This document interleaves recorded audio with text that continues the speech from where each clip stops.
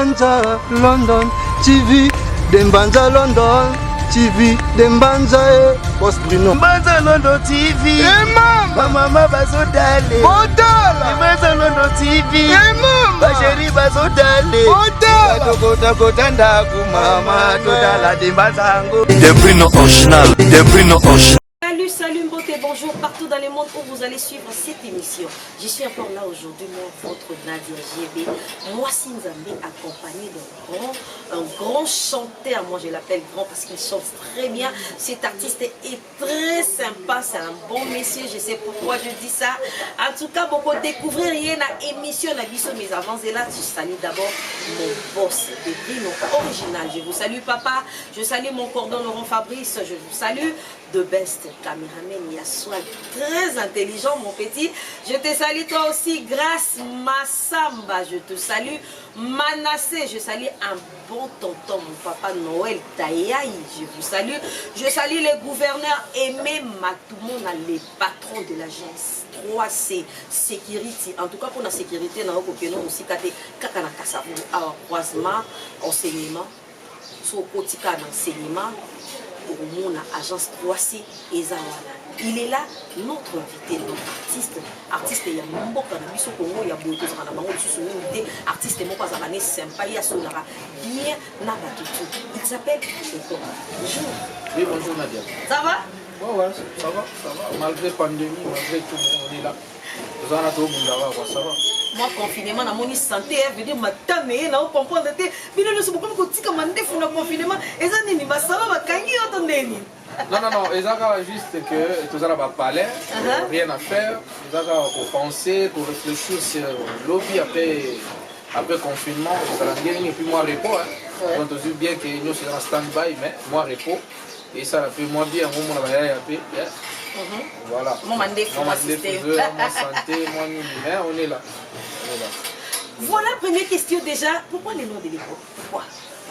Bon, l'époque chante comme on a zongo parce que on a un réveil naturel. C'est-à-dire voilà, ceux qui n'ont yemba, mutuaza musika, les gens azala captivé. C'est-à-dire quand on yemba les gens mutuaza musika, ah, voilà nani wana donné tout comme on a soutenu la musala. Donc on a un réveil naturel quoi. De partout dans la relation on yemba, on a révélé beaucoup de choses, on a révélé beaucoup de macambozili, on a révélé ça les coqs chantent. Voilà. Voilà, c'est déjà ton vrai nom. Mon vrai nom c'est Fils Kimana, donc Fiston Kimana. Voilà, il s'appelle Fiston Kimana, mais les coqs chantent parce qu'il chante très bien. Les coqs, c'est vrai, bisous na demba dans London TV, donc qui ont vraiment pour tout mécanique sur la carrière artistique nayo, c'est vrai, tu n'es plus à présenter la Kinshasa, partout dans le monde d'ailleurs. On a vraiment représenté, mais et c'est un peu, tu n'y as pas demba dans London TV, mais un peu pour découvrir les coqs abandonnés, les coqs de yokaika cartona solo et kangamo. Bon, nous sommes dans une église, à l'époque, on a tous ça na ba petit, autant sur l'internat, on a payé ressortissant, tout y a grand bande doudou, bah beau théâtre, donc tu as besoin mis partout dans le monde, Rolanda Bisso, payé no ba beau théâtre, on a la bande musique na chorale, il y a c'est François Xavier, on a moni monsieur l'abbé Nikes Mibatu, monsieur l'abbé Jean-Luc Papiti Senda, monsieur l'abbé Patrick Novelle.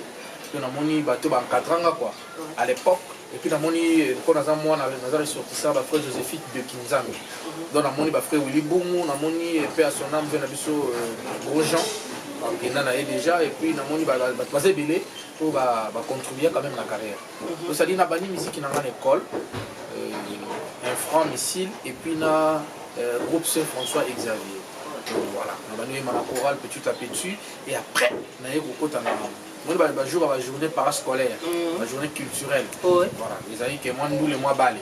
On a bien habitué bien netinga mini de la balé. Mais comme musique est là qui naît, et qui n'a qu'à ta famille, n'a pas eu que échapper à monter.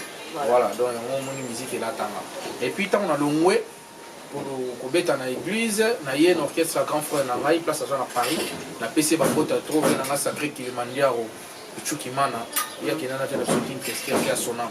Il y a qui n'a pas de photo, il y a qui n'a pas de question, mais il y a pas Olympia. Voilà, on a continué à intégrer le groupe. Après avoir intégré le groupe à grand frère, Venanga le roi de la forêt que je salue ya Noël Ngama après sur ba monte place au joie mi donc Venanga a retiré na kati ya Kikwit directement la Zamba Playa. Voilà, donc carrière on a piton na lungu Kikwit mbala moko wenge musique maison mais le roi de la forêt mbala moko la Zamba Playa.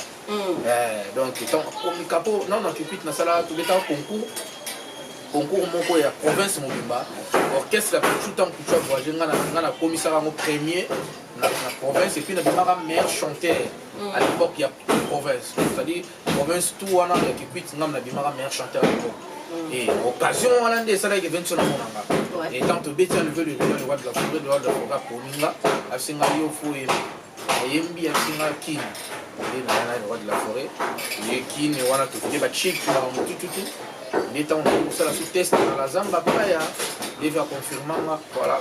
Voilà les coupes, tu peux d'abord nous rappeler Nzembo oh Yembaka oh ça là qui est le roi de la forêt vraiment aïe qui va non ça c'est un bon chanteur. Est-ce que tu peux chanter un peu? Baningango bakende ki mobembo bazongi kia yo mobembo kei mota kokoko Kevin anako akoma kotungisanga Maman, pourquoi Coco a zonité? Maman, pourquoi Coco a zonité? Madimbango et yanonini na pesa na mwana Coco na bango Madimba. Voilà, Naïmba Coco Madimba. Voilà, je vous avais dit, il chante très bien cet artiste. Du coup, au petit maman maison mère, ma solide bandit. Ouais, du coup, on a continué à musique à maison mère. Et puis, voilà, à l'époque, on a beaucoup déjà salué témoignage. Donc, on a continué à beaucoup de témoignages et salué. À quelle année, on a? Voilà, 2008, 2007-2008, on a vu un salut changement de fréquence. Voilà, on a continué à beaucoup de témoignages. Et ce comment il est après, ma cambre banane n'a pas sous-sol. Donc, bah, difficulté autre, tout album, single, il bosse, on ça les mis sur l'anga, ils allaient sous-sol. Sous-sol, on a tant de on déplace, va mindondo et banda. Place va combat et banda, banda rebondit ça sous-sol, il y a temps présent, et après temps présent, il y a Malewa. Voilà, passe, il y a passe toujours. De difficultés à relobati. Et après, tu vas décider de relobati. On a aussi autre chose.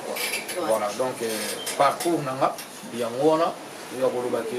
On a musique après, musique avec Kikwit, Tchiki, et après, musique à nos hommes. Voilà. Donc, maman, on a le baraboué. Banaban, nous va se pélaner le baraboué. Voilà, en tout cas, parcours nayo eza kitoko mingi et puis on a sincérité nyoso et sali bato nyoso balanda kademba dans notre TV bien. Et voilà, les psychoto beten sur l'orchestre. Parce que aux déjà président, aux un orchestre nayo moko aux encadré pe bato belé. En tout cas, c'est quoi déjà les noms de ton orchestre? Bon groupe nanga et tambola kaka na komo nanga mo le rock chant venanga Carly Bello. Na venanga Emma Mpoi na kati ya Londres. Donc ba yebi mambo petit na bango azuluba. C'est-à-dire ngai groupe nanga etambola na image nanga mo le rock chant. Pourquoi? Ça ça a raison. Na za la reprise au plus compliqué. Parce que groupe etelemi yanga mo na lali na loti funa ça la plan. Bon on a apprécié na point. C'est ça. Donc groupe mususu mo na batu ba pesa ba combo moi avant les groupes qui est mis à battre belé donc on a décidé mais sous la soirée comment nous va y aller mais ngai ni na za besoin na ngamoko ça dit les groupes na ngamo na za nous presser on fait ça comboter on si on attaque comme mon ani na mté mais pour les ngai ba artiste na ta pour la na comme na groupe et artiste de l'époque chant le groupe et l'époque chant. Voilà l'époque au fandaki au réfléchir au lobby au salaki groupe nayo est-ce que ça et puis ça pas cité pour gérer bah tout c'est pas facile hein mutu na mutaou ta na éducation n'est pas na bango mutu mususu mon incompréhension moko total yo lobby boya donc c'est lui boy mais tu t'es décidé quand même il y a pour ça la groupe nayo est-ce que tu peux nous dire groupe nayo et ça déjà combien de temps c'est vrai aux appels na studio aux préparé déjà et le nayo. Oui bien sûr groupe nayo umeli ça fait toi qui va 5e année. Sérieux? Ouais, la 5e année, groupe mais les jours en même temps. En tout cas, un grand merci à l'artiste tout. On a vraiment surtout à fidèle parce que le groupe est toujours arrivé dans Zalaka, partant peu dans Zalaka.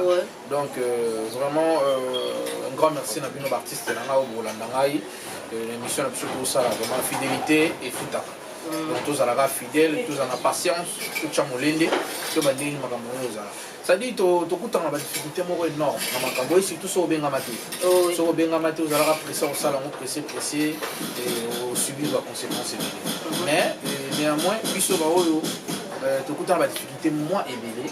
Mais mon biso toza entouré na bato bazara même na mayele bato lokola ba venanga Blaise Mboko, le président Blaise Mboko. Batamayele, tous en directeur Jean-Jacques Soki, Panorama Média, vous comprenez. Tous en honorable Loumé, papa social, tous en battu Ebélé, venanga Amédem Pata, fils d'Abraham. Donc Batamayele, vous avez permis de conseiller toujours. Donc petit nanga, il était petit dans tout. Master, frère, pour bouger, ça va m'en bouger. De au moins quand même maintenant soit les allées. Ça dit bah difficultés évidées bah les anakati notamment bah départ d'artistes notamment bah difficulté au moins il faut répéter il faut bah transport à artistes et tout et peser la carte. Voilà. Toujours dans la carte a besoin de pas soutenir. Oui, l'époque c'est vrai, on a un studio, dis-nous déjà, on a préparé les singles, les albums, les a déjà combien de titres? Bon, on a préparé les singles parce que mon album n'a si on a bossé la salle de single album n'a si d'état on a salle de bossé et on a déjà pour le cas. Dans le bac il y a un album il y a 12 titres mais single par single. Oui. Faute de moyens. Moyen a 12 titres mbalamoko na sala en promotion et simbaki. On fona ba dans sala na 4 albums na zo trier single comment single la suka auto dans la kinako. Bimaki depuis 14 février, ils ont une machine à voter. Ils ont générique qui a machine à voter. Voilà, donc machine à voter, il y a un haut, ils ont un parce qu'il y a un souka. On a un projet, donc après confinement, on a un projet déjà toujours entamé.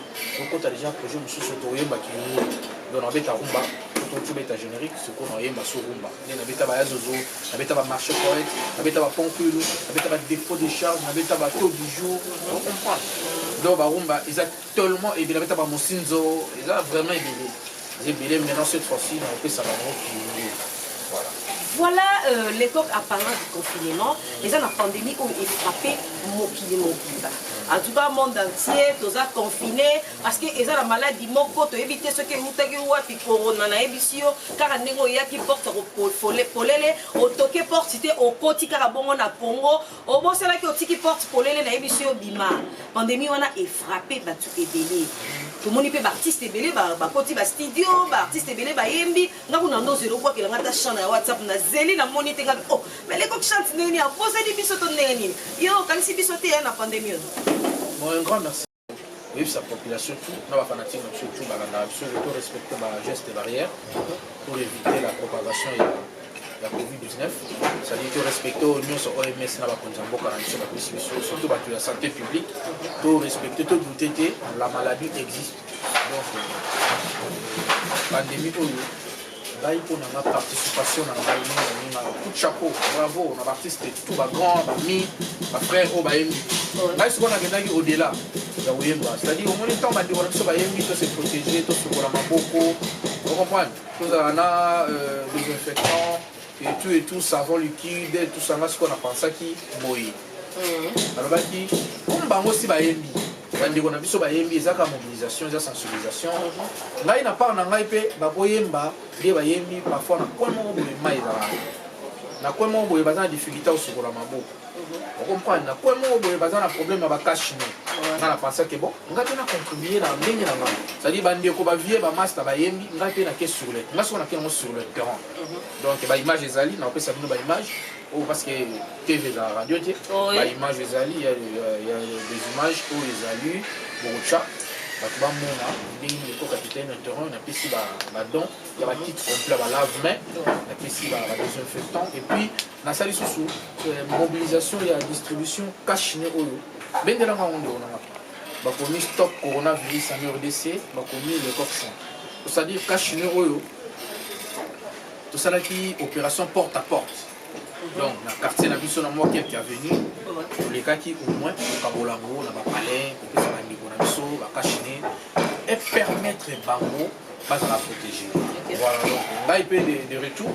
Nous avons zélapé que les grand frère, le coup là, excellence, au milieu de mon poste bâton de Moïse, le directeur Jean-Jacques Soki. Le va faire Amédée Mpata, fils d'Abraham. Le va faire Blaise Mboko. Bachanga pe poids de façon que pour demander comme lika. Donc à la salle il y a mon boule que na sauvé na ngaka kabatu mwanda mbonde ngala. Moi na biso de bord. Mais na moni de bordé, ba pele komi funa ki de senso, funa ki de ngaba, funa ki de maluku, funa ki de changu. On prend ta kingasani bani ni pona ko pesa bandongo. Mais ma kokeza lisusu penate ya osala yango, yango toujours on s'appelle na bato bonne volonté. Bato balingaka artiste bato balingi pe kosunga peuple congolais na opesa numéro tout au long l'émission ba contacter nga de façon que ba chape poids na monda mbonga la salaki ba moso ba chenga su et puis na olela mingi pas maman Olive Lembe maman Olive Lembe Kabila mais watika bana te maman wazaka toujours les cœurs na bana na ye vraiment na leli pena na kombo mère comme pena maman vraiment ils alatanga ipe ba libusu maman soutenir ngai pe et ça la bien na ba œuvre oyo na ba souci oyo ngai artiste na mo bozuna ngai moke oyo ngai naza nango na penser bon soki maman tchenga sur le boko les andeni je sais que Kinshasa mo vile ko ba cache na part na ba. Oui, mais l'école Sali, c'est une très bonne idée. Son frère, Batebele, Bazar, Makadisa, la vélo Kaboete, Kota Studio, Kosala Nzembo, et ça, le monde m'a pété. Mais au moins, par exemple, dans le coin, on a couranté. On a négé. Voilà, par exemple. Na Kinshasa, le surtout le gouvernement, le bat pas foutre pour rater comme une des trois pour récataner. Peut-être qu'il y a un bon gars qui on a pas ça là qui était mettant mon taille, mon caché, à cause de protéger. Idée à bout. Au final, il y a parce que ils ont une idée géniale.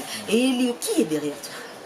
Bon, en fait, derrière moi, d'abord, c'est ma volonté. Et en plus, nous avons au hasard du son. Parce que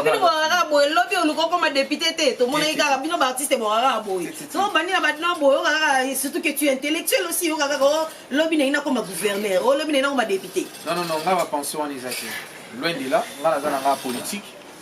Je suis un artiste, un artiste kaka, toujours bon dans moyen de bord. C'est-à-dire, ngai kaka derrière nga, ils ont pensé dans la malam, on a la bonne volonté. Tu vois, au moins dans la période de la pandémie, la période de confinement, difficultés sont vraiment énormes. Mais si un jeune, on a pensé quand même, bon on est bien pour le lien, donc on n'a pas de bambati, on a la bien, mais on a pensé dans la population. Donc on a évité Nzamba au futanga. Nzamba au futanga, Nzamba tikaba o yete au futanga.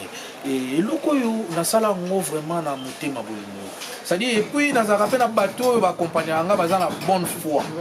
Tant on a za na ba penser na partager on comprend na n'est pas ba mel kutuka na kina komona bato na ba bede kinyama ba présage de musique ba vena nga Carlos Ngungu na kina rappeler na bango na proposer na proposé ndenge na boye bon awa na sala bomoni ndenge donc voilà derrière nga ezaka nzambe bazo pousser nga pesanga ba volonté pesanga envie ya ko aider on comprend yango moni donc mbongo wana na ko kota pe studio ko kota pe studio na yemba na sala clip mais na penser au-delà de ça non pourquoi pas mbongo wana quand ndenge otolo ba tout à l'heure côté mo bana couranté côté mo bana maïté côté mo bana désinfectanté mais pourquoi pas na mobiliser moi petit somme wana de façon qui permettre Batouba à la survie au moins à temps moins d'âme. Donc voilà, on a la salle par en tant qu'artiste. On a la battue à bonne volonté, donc on va venir dans une chaîne. Vous comprenez? Donc Batouba va fondre la thème, va soutenir l'artiste, va soutenir œuvre, l'artiste sa pensée. On comprend? Donc Bruno Bellico, donc place aux alliés, Porta Nova, donc il y a relevé la coupe des athées, bien à Dieu, il y a tout, beaucoup de petit parce que les locaux, na sali plus, voilà, na sali plus quoi. Donc ils allaient bien parce que musique autobetaka, va revenir dans mon tour, va mon son prévenir au monde qui est dans mon âme. Tout est là en moto parce que va te belé, va les kinga lambo. Ouais. L'artiste est belé, va faire la musique belé, va les kinga na bala. Mais parfois dans l'équipe on va la volonté. Ok. Voilà, en tout cas, moi je te félicite déjà. Aux gens ont idée, il y a bien. En tout cas, il faut continuer à boyer. Et ça bien ma casse. Baby no chimanga. On t'a soutenir. Joël Miller, Diogo Mutanda, Bino Waralibanda Mboka, Tommy Tendai. Comme je disais tout à l'heure, Baby no chimanga. bato ko soutenir bango bazake belete artiste boy il est jeune akoki pe ko sala maramususu na mbongo na ye en tout cas botala na image ngwana ezo leka bokomona ba don oyo asalaki apesi ba cache ne atie ba so ba bosko ba mai ba savon oyebiki ayetina kitambo na kwenanga e kabuseki nganga bile ko kisanti yango nini yango bwakisi anniversaire nanga mais esalinga bien kaka po oyetina quartier nanga ko tikela biso ba lave mais oyo ko tikela biso ba cache ne esali moi bien yanga eza na sac de beste yanga eza na sac voilà les coques déjà c'est vrai to le biso pe moi mingi yo mutaloye mbuti yo mutaloye mbuti sentir que toza na les coques chante mibali bakanisaka fidelité eza kaka na féminin o koyoka bilenga lisana love eza na masculin na diao aya zozo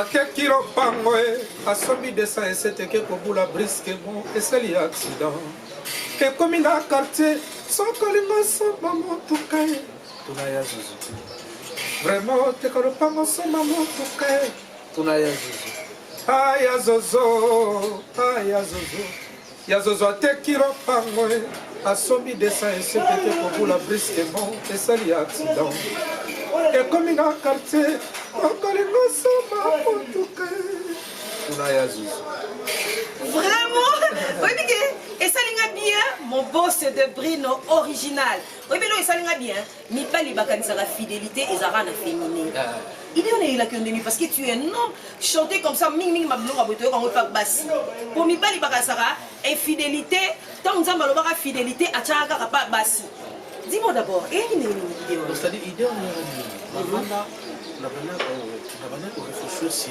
bien absolument voyage parce qu'il y a des exemples à quartier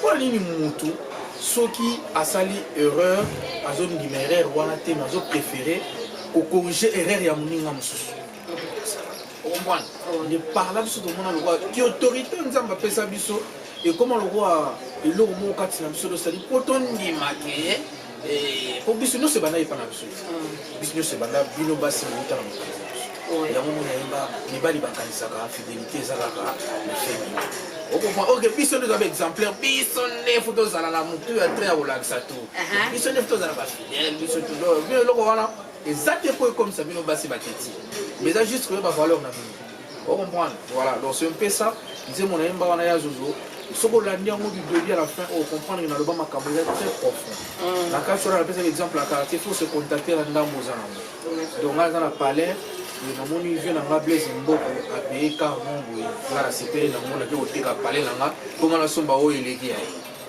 ye elobi ntango na kosomba oyo eleki ya ye ke esala accident nakomi exemple ya quartier omona na bacommune mosusu totanga te mpo ekomiloko atoyi demie bango omona tata mwasi to mere aleki ateki demi parcelle po atinda mwana na koto omona basikoke aza ya zuzu bato tu basala baerreur grave na vie baza baya zozo oteki palais okomolia mbongo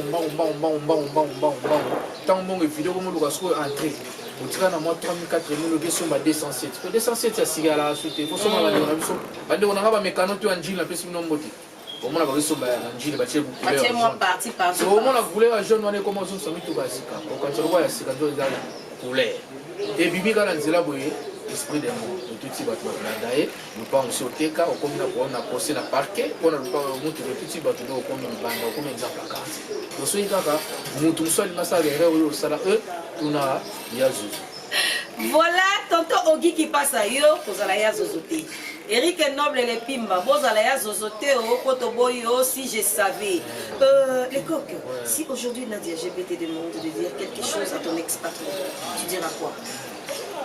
Roi de la forêt, mon vieux, que j'aime beaucoup d'ailleurs, donc ça m'a l'opportunité, mais j'en ai quatre dans les bandes à Wenge, et là on a réussi à courage, et la félicitation d'abord au Dieu, c'est un bon mieux formidable, et puis on a réussi à aller dans la campagne, aïe kaka biko kaka yi kaka parce que biso to banomona ka ya monument ya Wenge, ça patrimoine pour la biso, c'est-à-dire comment to banomona nene to mona ikika lumumba, ndenge pe to mona donc on a là et on a merci tous les lots au régner na Congo les grâce à ceux qui n'ont monié à mon endroit ça nzamba tindaka po aya kobikisa jeunesse quelque part parce que à travers ye lelo nga derrière nga ya des jeunes donc mpona ye wana soki obandi kotanga bami oyo ebele bautana na baoyo makambo esimba na baoyo makambo esimba te toza ebele au moins baza na baengagement ya bato baza na bango derrière bango bazovivre tu vois donc c'est-à-dire mpona ngai nakoyebiseka merci roi de la forêt parce que lelo soki toza na baleader ebele na congo c'est grâce à roi de la forêt grâce à wenge musique à maison mère parce que yango mingi telebisa bajeune ebele lelo bazali basali bagroupe bayaya mpe bauti bapale bayokotala bagroupe na bango baozwa mpe ebele. Voilà les coques. Oui, la dernière question. Ce qui coûte la caméra, la puissance des banques de TV, la Maboko est de best. Aussi, télévision 5 artistes, musiciens, il y a beaucoup de choses comme moi. Il y a beaucoup de choses comme Tali, on le ça c'est d'Ivoire. On va faire ceci. On a autant d'orchestre, il y a autant de musiciens là-bas. C'est bon? Yo, on a peut-être question. Le Binatan a 5 artistes. Aussi, la moni d'évolution, vie dans le mini artistique. Parce que vie privée, non, non, artistique seulement. On a autant d'orchestre, il y a autant de musiciens. Ah, autant d'orchestre. Voilà, il y a autant de musiciens. Voilà, le leader, tu as un musicien normal. Faisons ceci. La groupe, l'orchestre. Il y a Fabregas. Artiste et Nino Zayo Soko Tali. Non, Fabregas est président. Dans l'orchestre, il y a Oza Soko Tali Olobi. Non, ça c'est Dioua. J'ai un mot à Bazan Ebele, on a évu, on va évoluer bien pour là. J'ai un mot à Zan, comme on est à part Chéri Negler, à ce moment-là. Azati Lolo, comme on est à bien mouillé. Il y a le boîte. Bon, hier on réfléchit, hein? Ouais, on réfléchit, Nano. Ok, c'est bon. Pas faire rigole. Pas faire rigole, moi ça n'a pas mati de gol. Bon chant. Voilà. Pas Yahweh Ranson. Ah, on a basé belé, pas Ranson. Mon café roux, volant hydraulique, mon ami. Café roux, volant hydraulique. Formidable. Et pas héritier Watanabe. Et pas héritier Watanabe. Héritier Watanabe, chanteur, hein? Héritier Watanabe, je respire. Dès qu'on a besoin de je respire. Bien, autant d'orchestre. Voilà, et pas Robino. Pas Robino Mundi, chanteur. Ah, on a chanté au moment où on a évité. Pas Robino, on va dans le bandier, on va dans vos côtés. Voilà. On a cassé, on a la vérité. Oui. On a eu gâté, on a maté. Chanteur, en tout cas, on a eu à mon côté, pas animateur. Chanteur, on a eu à mon côté, ou à salle de vocal, tu vas y aller. À part Yemo Robino, les restes, il y a Souka. On a eu un orchestre, on a mis bien. En tout cas, les musiciens et les coqs chantent. Bon, tenir hier, regardez, parce que ça c'est ma question. C'est Nadia GB qui a posé cette question, Donc, bon, tenir hier, regardez, oh, près Alinganga, Alinga Ote. Non, moko. Bazana Bango est bilé. Blanchard, on a le chef d'orchestre. Formidable. Voilà. Merci beaucoup. En tout cas, émission Nabiso est comme une vraiment nasuka, moi salutations et ça la capté moi bien parce que de best me regarde avec les gros yeux. Moi salutations. En tout cas, vraiment la tout la Nabiso, un grand merci pour Nabino. Nous allons qui pour la Nabiso toujours. On a des bandes à TV. Des bandes à London. Des bandes en London TV. Avec des bandes à Londres, tout avec un Chouba Mungo, avec un Carlibé, le Londonien, avec un Julio Waka Bavaria. Déjà aussi parce que Baron déjà dans 4 à Londres. Donc on a fait ce qu'on va monter et puis message n'a pas sous que tu vas soutenir événement où il y a lave-main, action sanitaire, tu vas changa poids, bochanga poids pour na sala musu plus donc na pesi mambote na ngana bon directeur Jean-Jacques Soki, na pesi mambote na ngai na venanga service ngudi ya mama Jimbo na Paris, na pesi venanga le mibatu, na pesi honorable Oswald Paka na kati ya Paris, na pesi mbota trop et puis na pesi excellence Milingo poste bâton de Moïse, la Pessi Bambote a trop pas vu dans Blaise Mboko, le président Blaise Mboko, le Boko il est à côté, monsieur Mboko a trop, et puis Venamaï, fils d'Abraham, on a Pessi Mboko, le président Blaise Mboko, na Lemba, le Boko il est à Kataраté, et puis on a Pessi Mboko Bili, on a vu dans Asphalt Mpaka, et puis on a Pessi Venamaï Biala, on a vu dans lui qui pour à Paris, et puis on a Pessi Excellence Junior Mata. napesi bango bambota trop place bazwami le bana ya poto tu bana ya Londres ve na ngai june waka Bavaria bambota trop bambote vraiment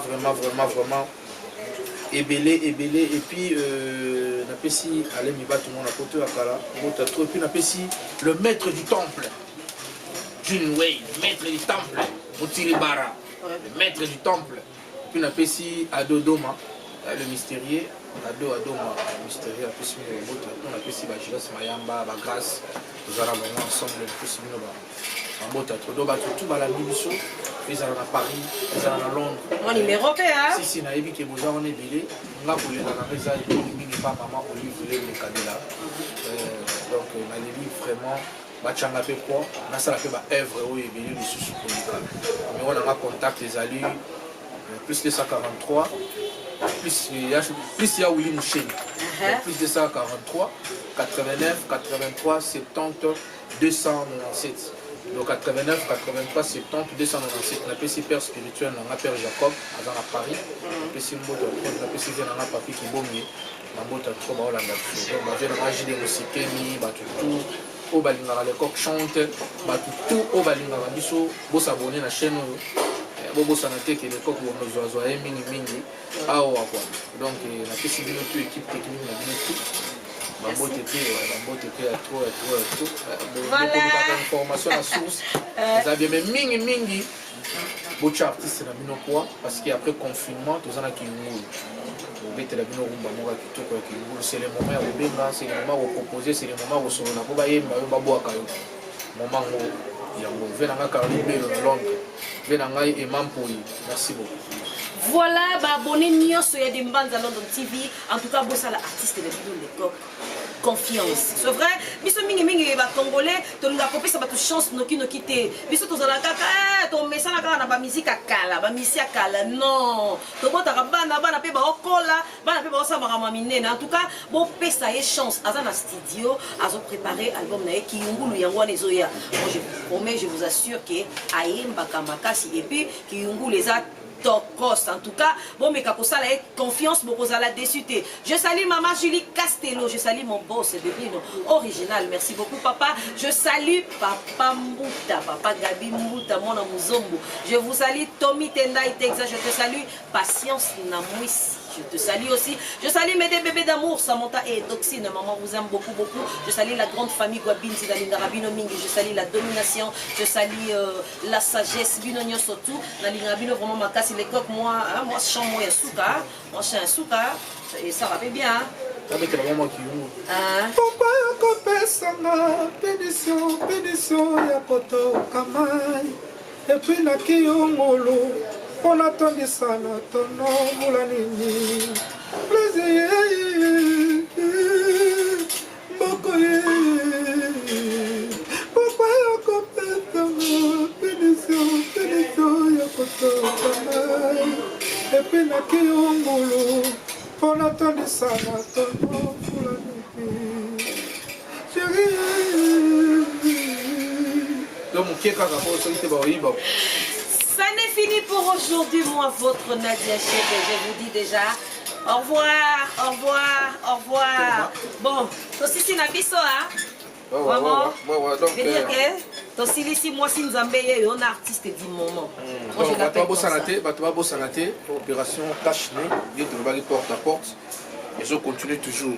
Vous avez un œuvre artiste et le chante. Puis un grand merci dans mon tour à ça, le concept.